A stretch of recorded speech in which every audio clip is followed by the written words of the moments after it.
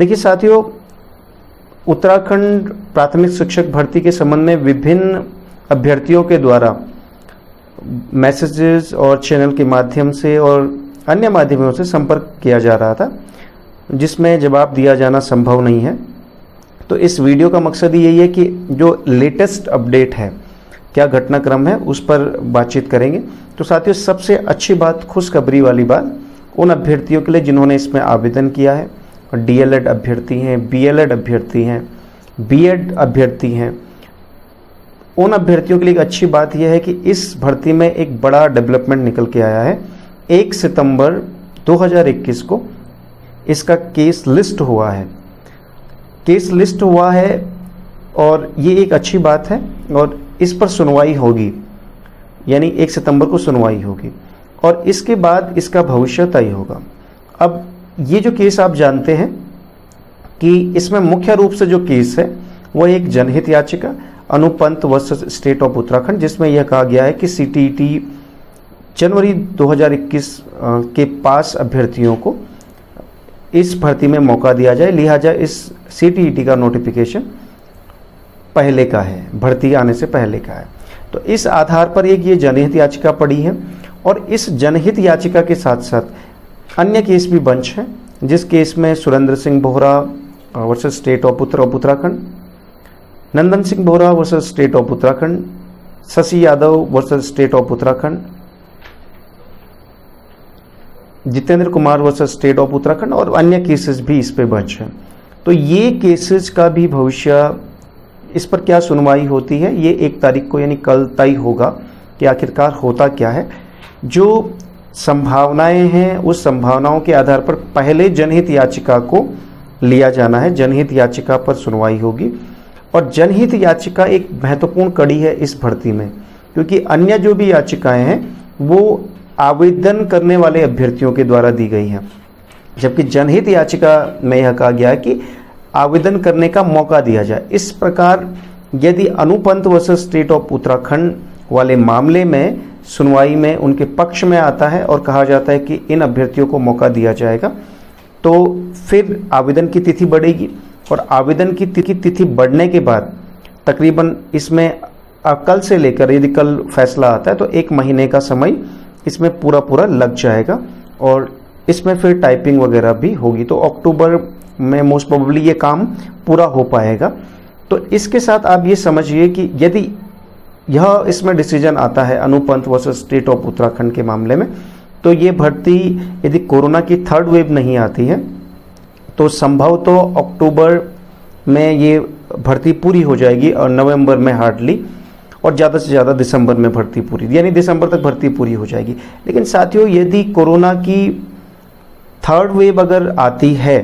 तो उस वेव के बाद इस भर्ती पर इस साल प्रश्न चिन्ह उठ सकता है कि पूरा होगा कि नहीं। आशंका के बादल मंडराएंगे जाहिर तौर पर, क्योंकि वो वेव कितना समय के लिए चलेगी और उसमें जो गवर्नमेंट की एडवाइजरी है वो क्या क्या आएगी, ये देखने वाली बात होगी।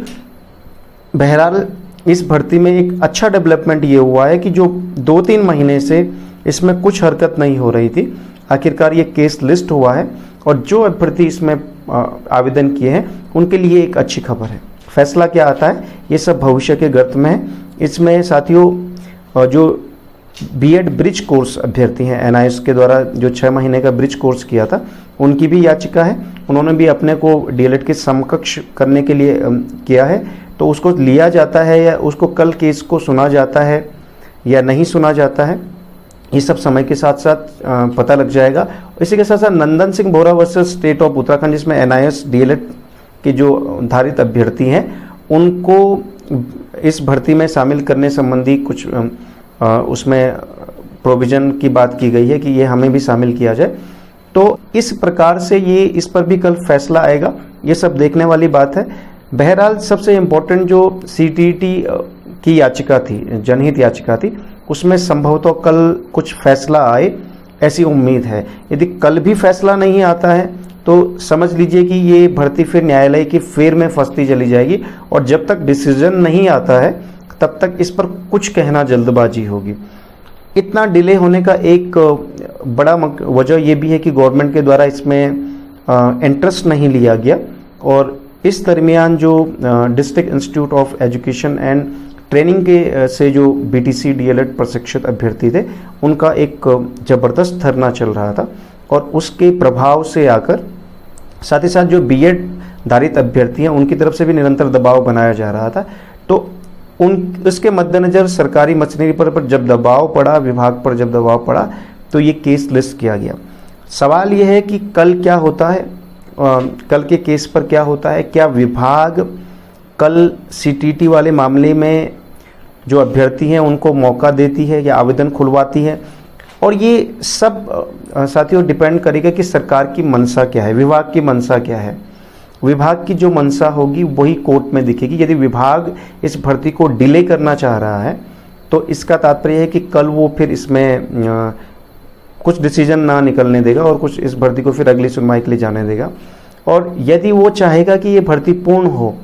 जिन पात्र अभ्यर्थियों को इसमें एक रोजगार मिल जाए 2600 कुछ अभ्यर्थियों को, तो जाहिर तौर पे कर स्ट्रांगली जो है विभाग के जो वकील हैं इस केस को कल ही इसका सॉर्ट आउट करने का प्रयास करेंगे। तो ये सब देखने वाली बात होगी। सरकार, विभाग कितना संजीदा है, दबाव तो बहुत है, और यदि ये मामला सॉर्ट आउट हो जाता है, यदि इसमें डिसीजन आ जाता है और कल सीटीटी के अभ्यर्थियों को न लेने का बात हो जाती है या सभी मामलों पर सुनवाई होने का लगभग प्रयास किया जाता है,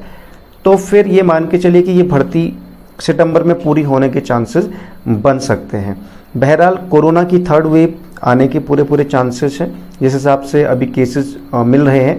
तो उस परिस्थिति में यही सबसे बेहतर यही है कि भर्ती यथाशीघ्र पूरी की जाए, और यदि सीटीटी के अभ्यर्थियों को मौका दिया जाएगा तो जाहिर तौर पर उसमें डिले होगा, आवेदन लिए जाएंगे, तो भर्ती डिले होने के पूरे चांसेस हैं। तो बहरहाल 1 सितंबर को केस लिस्ट हो गया है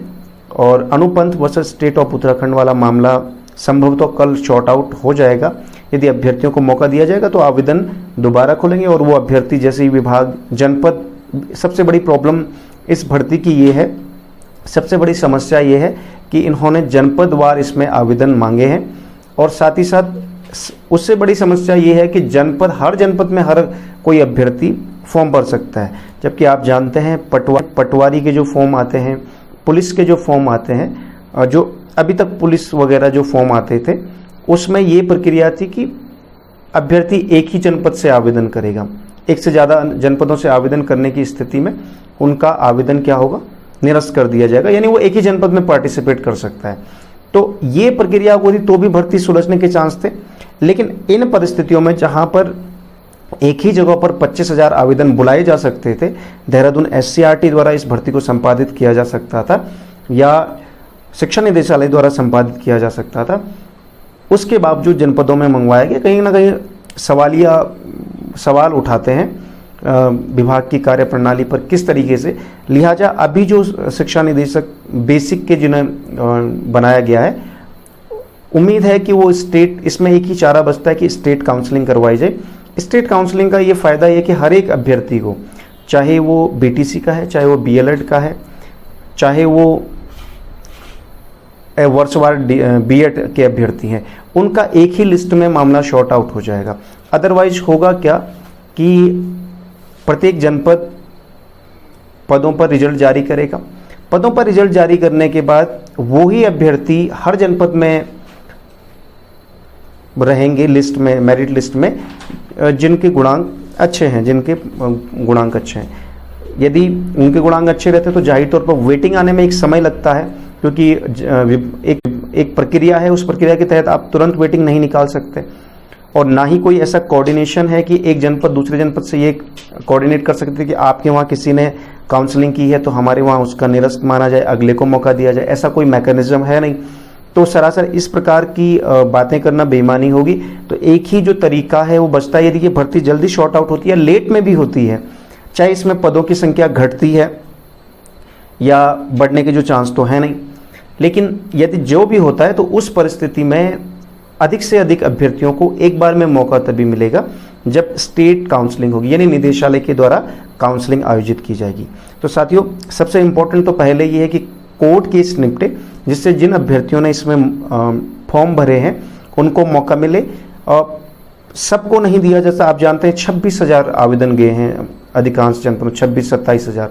तो उसमें से 2600 लोगों को ही मौका मिलेगा, और 2600 लोगों को ही मौका मिलेगा तो सबको तो मौका नहीं मिल सकता।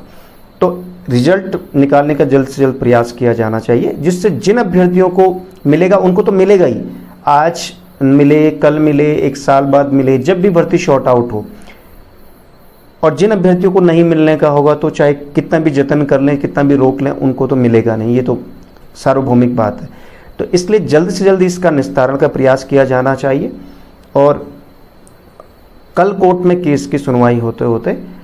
इस भर्ती पे आगे की डेवलपमेंट नजर आएगी।